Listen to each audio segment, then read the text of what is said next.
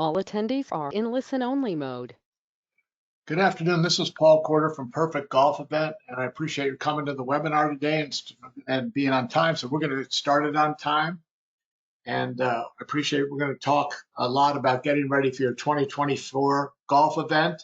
I'm Chief Operating Officer of Perfect Golf Event. We help people have successful golf events using technology and other aspects of a golf event, but we try and do these sessions completely as educational because we want you to have a successful event. I've been doing it about 16 years. I manage 12 events personally, and then, of course, with Perfect Golf Event, we have thousands of people using the website. So hopefully there's some things you can learn today. Don't worry about copying everything down. If you want to copy the presentation, I'll be glad to send you all the notes and tell you where you can download any of the handouts. So thanks again for listening, and let's get started. If you're running a charity golf event, what I always say to people is, first of all, congratulations and condolences, because we know it's difficult. If you've ever done the event before, then you know what goes into it. If you're a first-time organizer, then you're going to learn along the way that there's a lot going into it.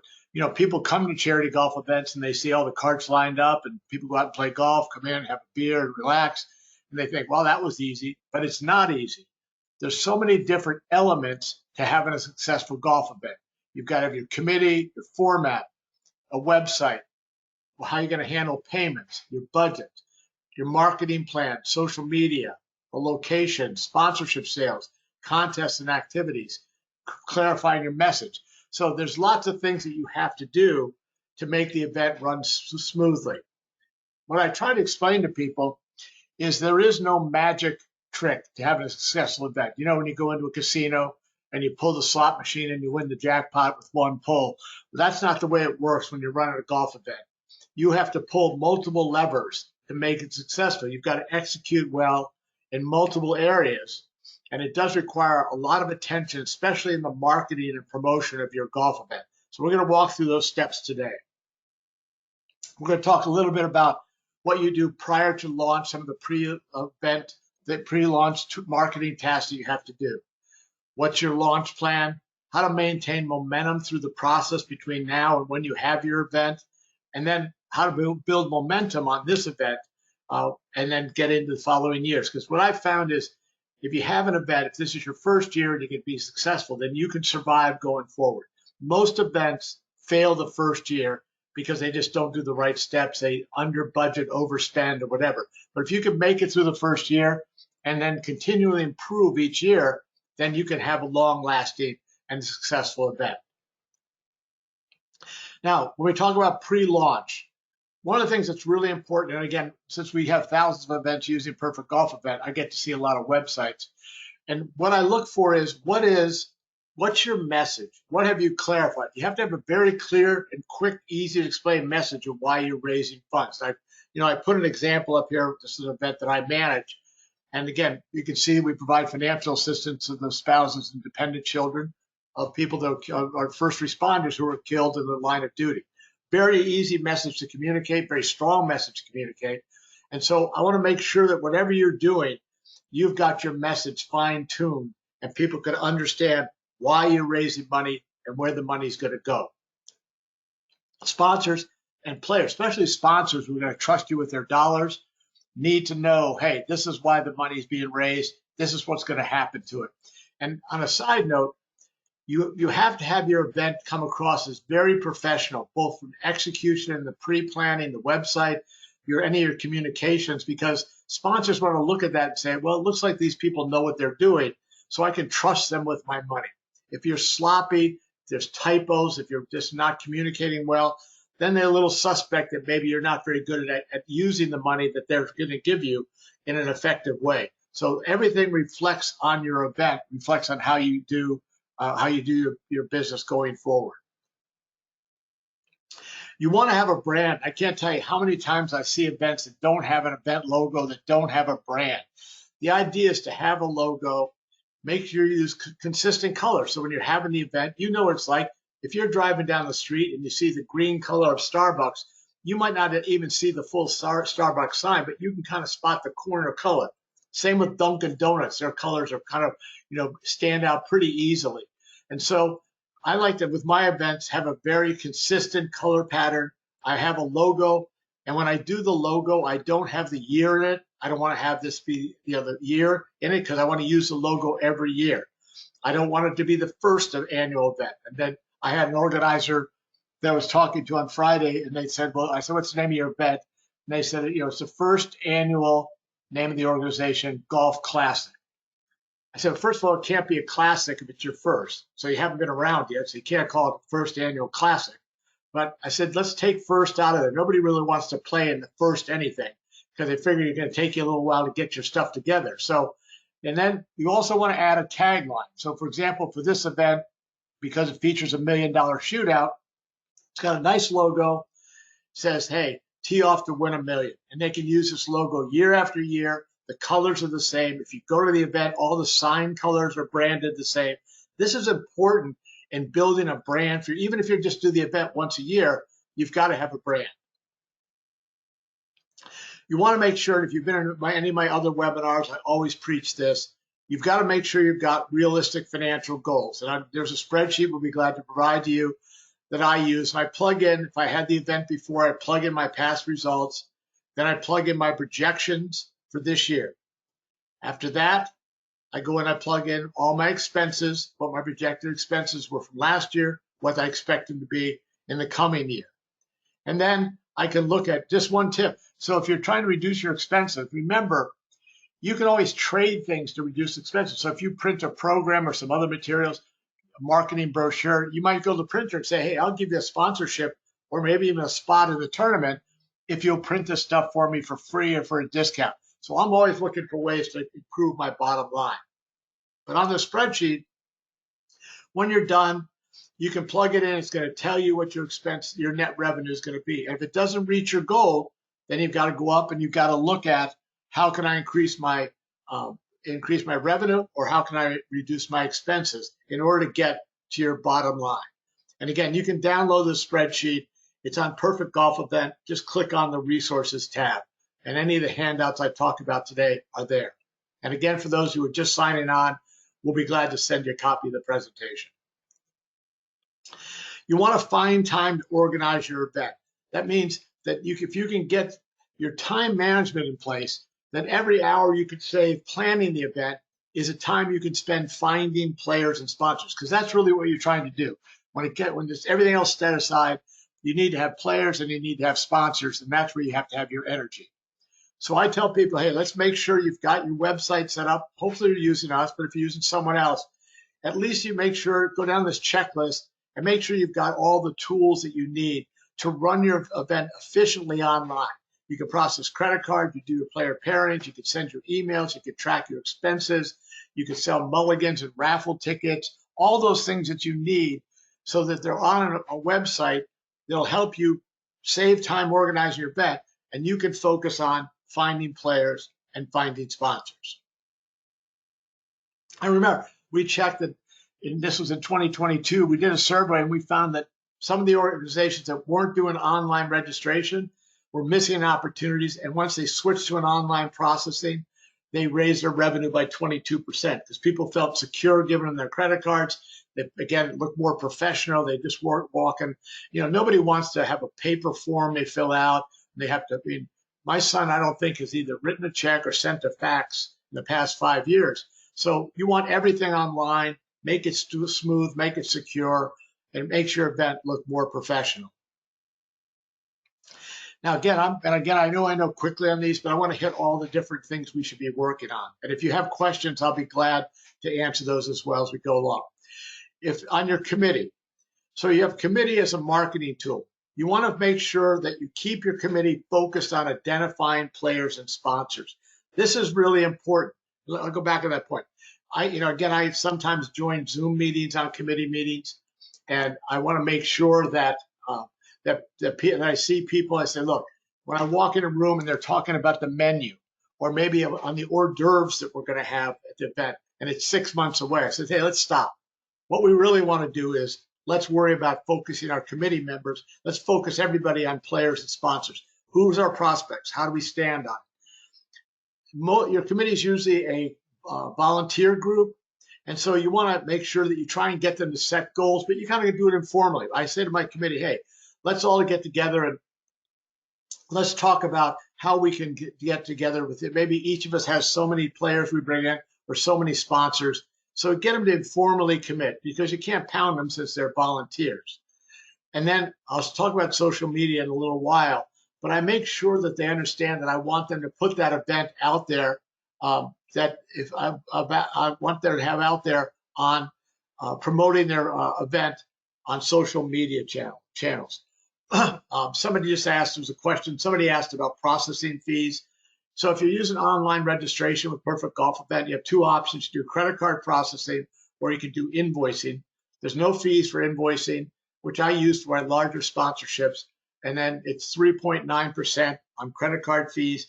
But we have a nice feature that we added where it gives the organizer, gives the registrant the ability to pay the credit card fee, which we added in last year. And about 84% of the people registering are paying the fee. So 100% goes to the charity. So we found once we put in there that the fees got picked up by the registrant who wants to support the charity. So hopefully that helps. Again, on committees, if you want a list I prepared, and again, you can download this on Perfect Golf Event under the resource tab. This is my checklist that I use. I said I manage 12 events and manage the committees and all that. So I have to be pretty efficient in what I'm doing with the events. And so I have a checklist that I use. This will probably help you, at least guide you through the process of managing your committee and making it more productive. Now, continuing on, one of the most important things you need to do in having a successful golf event is make sure that you're building a database. And so you need a database that's going to be potential players and sponsors. It could be past supporters. It could be past golf participants. It could be committee members and their contacts, staff, vendors, anybody you write a check to. I'll talk about referrals in a minute. Golf course. The golf course probably isn't going to give you their database, but they might do an email blast for you. Community directories. So you want to make sure that you're building a database. And for my people, when I'm working my events, it's a year-round process. I'm always saying, oh, hey, even though we had our event last month, if you see new people you think we should put into our database, we can get to talk about the event next year. So I'm always putting people into the database. That's really important as you identify new contacts. So you want to have a database. As I said, it's a constant activity. You want to update it after your event. You want to encourage all your committee members, volunteers, supporters to send you contact information. Say, hey, I just ran into somebody I think would be a new prospect for next year. Here's their contact information. Put them into the database so we make sure they get all the communications for 2024 or 2025. It's how far you are out. And again, I classify them all by, I think I've got a spreadsheet on that, but later I'll show you a spreadsheet on tracking. But as I get a contact in, I say, is this a potential sponsor, a potential player, a potential volunteer? And in my database, I have them labeled that way. Very important thing to do. Okay. Now, when I talked about this, I've talked about referral programs. This is important. Okay. So in terms of referral programs, and if you want to be in the top 1% of all the events out there, and I'm going to say that a couple times, I'm going to give you about 5 things that will put you in the top 1% of all the events out there, is ask for referrals. And the way I do that is when someone registers, I thank them. And I don't just send them a thank you note. I have my committee. We're all assigned to say, okay, to call them. I call them. I ask them if they have anybody. I say, thanks for playing. We really appreciate it. And do you have anybody else that might be interested in either sponsoring or playing in the event? And so what we do with our committee, we divide it. So somebody, the committee member, if somebody registers with the last name of A through C, they're responsible for calling them. And if D through G or whatever it's going to be, we split it up. But we are stunned, and they're stunned when they get a phone call because nobody calls people anymore to thank them. They send them an email and they think they've done their job. So to do that, I encourage them to give us contacts that could maybe join them. And I said, hey, thanks for supporting. Would you mind posting on your social media that you're playing in the event so maybe some of your friends and business associates could see it? So when I mentioned before about pulling the levers, this is another example of one of the things you can do that contributes to the overall success of your event. Sometimes if I want, I might say to them, hey, if I get a referral from you and it turns into a sponsorship or a player, I'm going to send you some extra raffle tickets. I might send you some golf balls. You don't really need to do that. I find by just asking, they're first of all so glad you called them. That's number one. And that's just by asking, they go, yeah, thanks. I will. Let me send you a couple notes. So think about that. Let's move you into the top 1% of all the events out there. And again, you want to track the database. So you've got the name of the person, you've got the company, what do you think they're going to be, their contact information, status, who's following up on. That's important. I assign a committee member to everybody who's a contact and a potential player sponsor. Somebody's got to follow up. Most people in sales, because we can call it marketing. Marketing people are people who are afraid to be called salespeople. Salespeople are the ones that get it done. And so, but people in sales fail when they don't follow up. So somebody's got to follow up. I got a name. They might be interested in the tournament. Let's follow up. That's how you turn prospects into sales. Now, again, if you got on late, I'll be glad to send you a copy of the presentation since I know we go quickly and I am recording the session as well. All right, so let's market. Why is your event different? And I'm going to tell you something interesting. There's 300,000 charity golf events, 300,000. And I will bet you that 290,000 was the same thing. They're a 4-person scramble with a box lunch and an award ceremony. You need to make your event different. If you're going to stand out from all the other events. Now, this is an event that I just finished in September. And it was on September 29th in St. Louis. That day in St. Louis, there are about 25 charity golf events. Because I looked them all up. I just Googled and I found all these events. And so people had a lot of choices that day. And so we made sure for this event, we had some cool things. We had a ball drop. We had a putting contest. On the course, we had huge hole-in-one contests for a trip to go to South Africa, trip to go to the Players' Championship. You could win shirts and hats. You could qualify for $1 million shootout. After work golf, we had a shootout for the people close to the pin for $1 million. And so if somebody is trying to decide what event to play with St. Louis among the 26 events that are being held, because they want to go to one that has a 4-person scramble with a box lunch and awards, or they want to come to this event that has helicopters, contests. I had 7 liquor stations on the course, 2 beer and 5 different. I had tequila, rum, scotch, vodka, gin. I had a taco truck out there. So this is the kind of thing you need to think about. Now, some of you have limited budgets. You don't have to do wild things, but just make some things different to make your event stand out. Some of the things you might do is consider a change in the format from the scramble where it's just all the same thing. So like this is an event that we did for the first year last year in May. It's going to be held this year again on May 16th. And we just said, let's do something different. So we made it all par 3 holes. So we had 18 holes. We moved the tee boxes up on the golf course. We had 18 hole-in-one contests. We sold the event out for the first year. We were done in 3.5 hours. And this event became really special because it stood out from all the other events. This is Folds of Honor. We've done them for a number of years. They just finished their event. It sells out every year. And they do the kind of same thing. They do 18 par 3 holes, 18 hole-in-one contests. They have teams get a shot for 600,000. They play 6-person teams. And I have a whole webinar format you could listen to. But I just want to give you the idea that there's options that you have in terms of your event. You could do an 18-hole event and have a shootout at the end.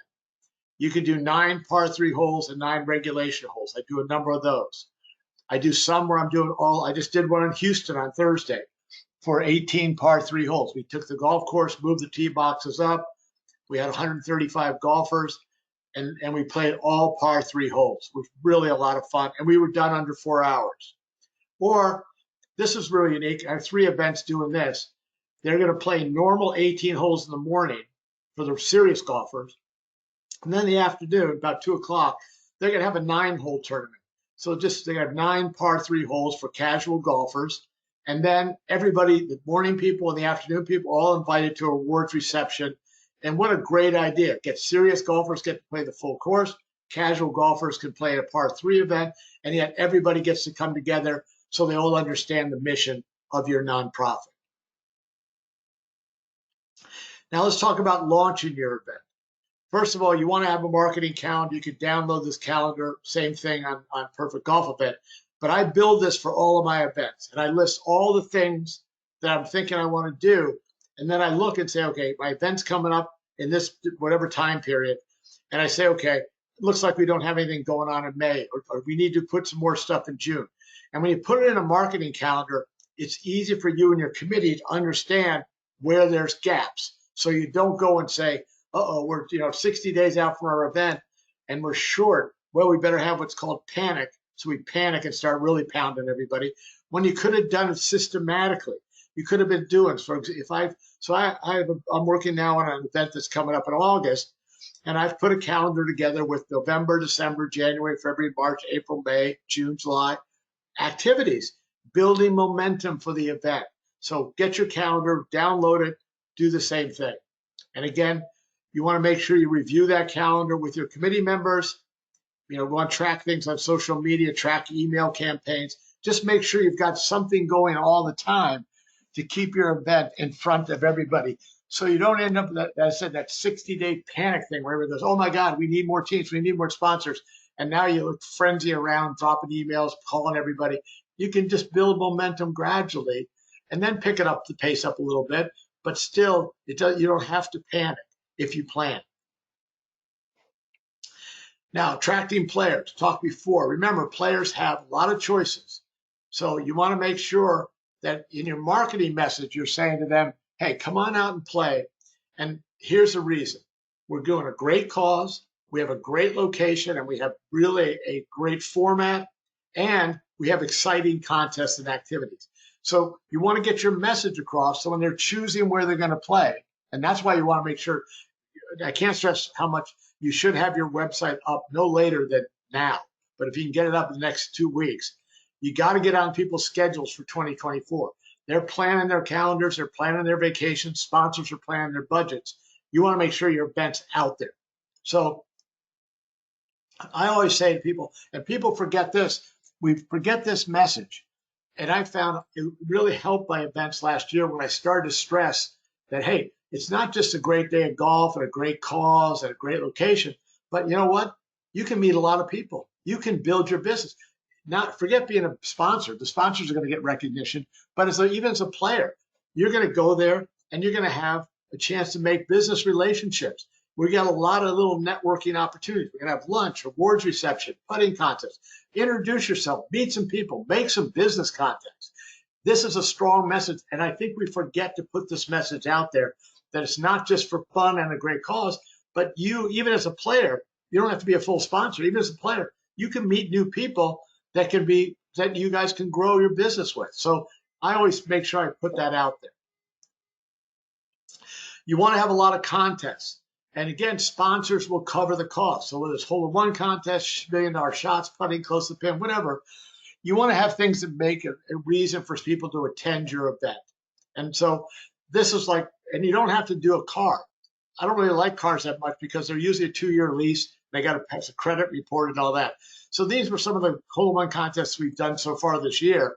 And, whether it's a golf safari to South Africa or Viking cruise or ski vacation or bourbon tour down in Kentucky, Pebble Beach vacation, just have some interesting things that you can say. So, and remember, when you do it, the sponsors cover it. So let's say you want to do a Walt Disney vacation. Anybody that wins a hole-in-one is going to get a family vacation to Walt Disney. Well, the cost for that insurance, valued at about $10,000, is $300. That covers the insurance for 144 players. That's your cost. Somebody gets a hole-in-one. We pay the $10,000. But you sell that as a sponsorship. And so a sponsor pays $750 to have their logo on the sign for the vacation beyond that hole. And so sponsors will cover the cost of your contest. Don't forget that. You can have a contest so the players get something to shoot for, and you make revenue off the sponsorship.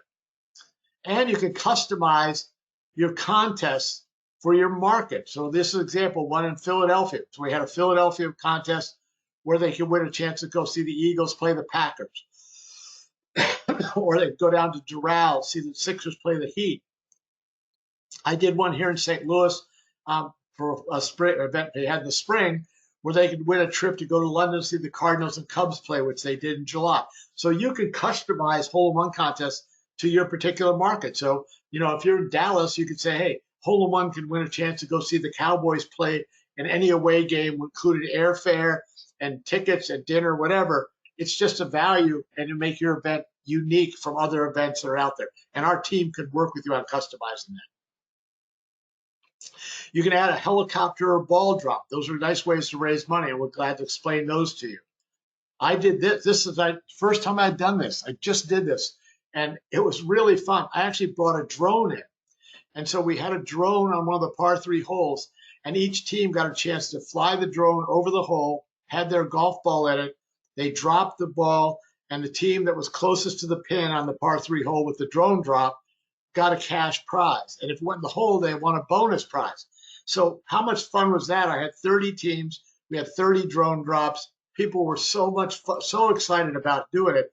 And then after the event, we did a full drone drop where we sold numbered golf balls, and a drone dropped them, and the ball closest to the pin won. We raised, between both of them, we raised $17,000. So again, if you need more ideas on these, this is the things I talk about that makes your event different from any other event that's out there. And you can use a spreadsheet we've developed so you can track all the activities you could possibly have. You can't have them all, but put down contests and what you think you're going to make off them, and then that goes into your spreadsheet for revenue projections.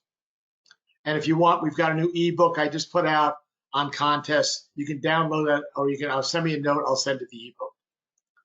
A couple other things before I get into sponsorships. You consider having a women's division.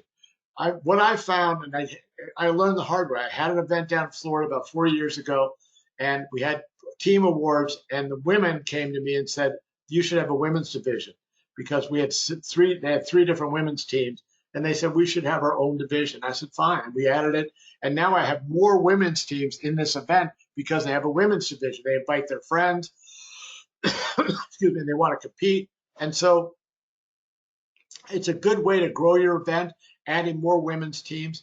Because you want to make women feel comfortable playing in the event. They're great supporters of nonprofits, but you know what it's like when they pull up to the event. There's a bunch of guys drinking beer, smoking cigars. It looks like an outdoor man cave. I make sure women have their own division. Excuse me. They might have their own check-in area. So they're a great way to grow your event by adding more supporters. Now, let's talk about your sponsorship packages. And I'm doing a whole nother webinar later this week on sponsorships, but I'll give you a couple of highlights. You want to make sure that you offer a lot of sponsorship options. Very important. Most events don't offer enough. You won't sell them all, but you got to give sponsors the opportunity to find something that fits their budget. And you want to have sizzle in your sponsorships. So you don't want to have, I looked at an event Friday, and they had a title sponsorship. And for the title sponsorship, they said, I think it was $10,000 to be a title sponsor. And they said, you got your logo on the website and a banner with your name on it at the event. Well, where do I send my check? I mean, that's not enough. So this is an example, and I have a whole sponsorship sample package I'll be glad to send you. And you can change the prices to fit yours, but you can add things that don't cost you anything. So you get your title sponsor, VIP parking, maybe reserve seating at lunch. Let them tee off on the first hole. Sometimes I give them some shirts, cover the program, make sure they're in the press release, mentioned in market. So you can add things that make your sponsorship packages more attractive, and you're going to get more sponsors. So I've got 3 pages of sponsorships. I'll be glad to send you to show you how I set up for my events. And again, I got a webinar coming up Thursday that's longer on how to close sponsorships. And to give you an example, this is a live event that's coming up in 2024, and these people took it over the top. Look what their title sponsor gets. It's $50,000, not inexpensive, but look at all the stuff they put in. Talk about sizzle. I couldn't come up with all the stuff they're giving them. So it's huge, and they did that throughout their event. They've got their contest and scoring sponsor, their segment sponsor, their whole sponsors. So you need to go back and look at your sponsorship packages and say, wait a second, our things look pretty weak compared to what other people are out there offering. Now, let's get into the marketing part. Again, I see a couple late signer on. I'll be glad to send you the presentation. Okay. Your marketing toolbox. These are things you got to have in place. Consider a brochure. Now, I don't want them to register through the brochure. I want to drive traffic to the website, but I have a PDF that I can send out to people to get everybody's attention, talking to them about the event, what sponsorships are available. I want to make sure my brochure has got a QR code on it. Everybody's getting used to QR codes. Make sure you've got a QR code so they can get right to your website. That QR code is just directs them right to the website where they can register. So make sure you've got a QR code on all of your materials. If you want it, I make sure that I share that QR code with all my committee members, staff, and supporters. It's got it on my website. I asked everybody to share it on social media. So when they post on Facebook, I said, hey, tell people about the event, but make sure you put the QR code out there so people can get to the website directly. You want to have your email campaign. Of course, you're going to fill the dates out on your marketing calendar. Why are you raising money? And so you might have different emails with different messages. One email may talk about the format, how much fun it's going to be. One may talk about the contests you're going to feature and the hole-in-one prizes. One may focus networking opportunities. So have different messages going out on your email so each one touches maybe a potential hot button for a potential player or sponsor. And if you use a perfect golf event, it's easy to upload the list and to get to create emails automatically to tell people what you want them to hear. Social media. Remember that if you're using Twitter, Facebook, and Instagram, they require different sizes for the ads. If you're one of our clients using our Eagle or Ace package, we'll prepare these for you. They'll be the right size so you have them because you want to be sized properly. Then you can give it to your people that you want to post it. So you can go to your committee members, supporters, and say, hey, here's social media images. Put this up on Facebook so people can see the event and they have a link to go directly to the registration. So you want to have social media campaign. I try and provide to my people some sample email texts to say, because again, I might say to my committee members, we do send an email out promoting the event, but they don't know what to say. You say to them, so here's message number 1, put this out. Here's message number 2, put this out. And so I try to give them ideas about how to go out there and promote it. And one of the things we should be using a lot of, and we don't do as much, we think about Facebook and Twitter, but is LinkedIn. LinkedIn is such a powerful business-to-business tool, and for promoting the event. So again, I'm sure you're all on LinkedIn. I am. I've got 800 people. I couldn't name any of them, but I've got a lot of prospects. So when I post something, it goes out in front of 800 people. So if I say I'm going to be playing in a golf event, then somebody wants to meet me, and I'm thinking about this with your client. So say somebody in your event signs up, and then they go on, he or she puts it on their LinkedIn, and somebody wants to meet them to do business. The person goes, wait, they're playing in that golf event? Maybe I should sign up for that golf event, and then I can track them down at the event and get to do some discussion about business. So LinkedIn is a great tool, and I don't think we use it enough in promoting our golf events. Again, if you want to be in the top 1% of all the events out there, create a media kit. Somebody out there is going to be able to help you. One of your committee members will be able to write a press release for you. So my kits, I have an intro letter, a brochure of the organization, my event brochure. I might have my fact sheet or my highlight sheet, who the contacts are, and I put it all in a nice folder. And what happens is the press isn't going to pick up this, and there's going to be no articles about your event unless you got some unique story. But what's really nice about it is I use it to close deals. So when I go out to call on a bank to be a sponsor, I said, thank you for considering it. We think this event's going to help you generate some business for the bank. And by the way, here's a copy of our press kit, which we will add you into the press kit as a sponsor. And I can't tell you how many times somebody has said to me, you have a press kit? What kind of event is it? I said, it's a serious event. We treat this seriously. We treat your sponsorship seriously, and we're a serious organization. It sets you apart from some of the other ones out there that I would say, not they're not serious, but they're not as serious looking as you are.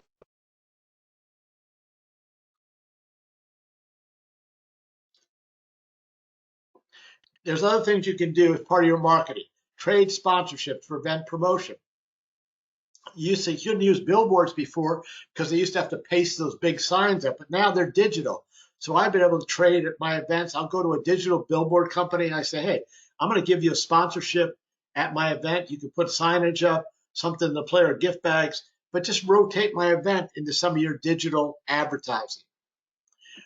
You may want to consider an early bird special. When you're launching your event now, you might say to people, hey, sign up now. And the reason you do that is you want to get people off the market so they don't sign up for somebody else's event.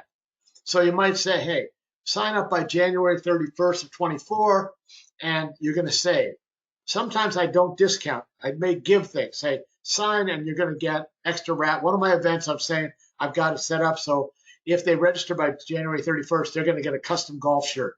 And again, I've got enough money in the budget to cover it, but I want to get people off the market and committed. So there's some things you could do, but consider an early bird special to get people off the market. Then you kind of know where you are. And if all of a sudden you're filling up, you can say, okay, that's good. I'm getting a lot of players now on the early bird. Now I'm going to go after more sponsors. So again, and you can use a promo code. If you're using Perfect Golf, that's easy to have a promo code that helps you track all the early bird registrations. I have a document about immediate marketing steps. So I put it together in one document. Again, you can download this on Perfect Golf Event if you click on the resources tab. Okay, as we go to the wrap up here, what I call maintaining momentum. So again, some of the things you might want to do, you might want to consider an online auction. I have this for all my golf events now, and it's just another way to stay engaged with people because I can raise more money. I get people coming back to the website to see the auction because I link it off my golf website, and it lets you generate revenue along the way because you can have some items maybe that close out. This is my weekly item you can bid on or whatever. So consider an auction. We've got a great site called Perfect Silent Auction that's easy to set up and link to your golf website. It's a nice way to raise additional funds and create more interest in your event. You want to keep trying to attract sponsors. Remember, if you use a Perfect Golf Event, all the logos can go up on the website. They can be live links to the sponsors. For some of my events, I've created a YouTube channel. And what I do is I say, hey, if you become a sponsor, I'm going to allow you to post videos on my YouTube channel talking about your business. So if you're a good sponsor, I say, give me a video. Maybe it's a tour of your law firm or your landscaping business or your restaurant. And I said, send me a video and I'll post it on the site for my event. And that's a benefit of being a sponsor. So again, you can bundle in more benefits. One of the things I had really fun last year, what I call last year was 2023. We're still in this year, but I had a display table set up. So I did mini trade shows and I said to my serious sponsor, not just a whole sponsor, they had to be a decent sponsor. I said, come on out to the event, set up a display area, give samples out, interact with people, give them coupons. So I just made sure the sponsors had a chance to be exposed while people were at the event because golfers are wandering around looking for something to do before tee off. Why not engage them with the sponsors? I even had some sponsors that offered take home. We had a great barbecue place that said, hey, if you like our barbecue, go play golf. When you come in, just pick what you want. I'll have a barbecue package ready for you. You can take home to your family for dinner tonight or tomorrow night. And what a great way to have sponsors interact. And it's a perfect sponsor benefit you ought to consider adding to your event. And then build on your event. If you've already had your event for 23, you should already be up, obviously, for 24. After your 24 event, before you leave, you should already have your 25 event set up. So I always promote my next event at my current event. When they're leaving the event, I always say, didn't we have a great time? I give them a save the date card for the next year's event and said, why don't you sign up now while I got you? Well, you're going to come back next year. Great. I don't put your name down. I don't want any money yet. I just want you on the committed list. So we missed the opportunity to get people going into next year's event while they're excited about the event that they're leaving. So coming out of this, your action steps. Build and execute your marketing calendar. Get your committee focused on sponsors and players. Finalize your format and your contest. You may want our ebook on contests and activities. And if you want us to look at your event or discuss ways to build your event, just contact us and one of my coaches will work with you. So thank you very much for listening. I hope you found it useful. If you want a copy of the presentation, just let me know. I'll help you have a great and successful finish to the year and a great event in 2024.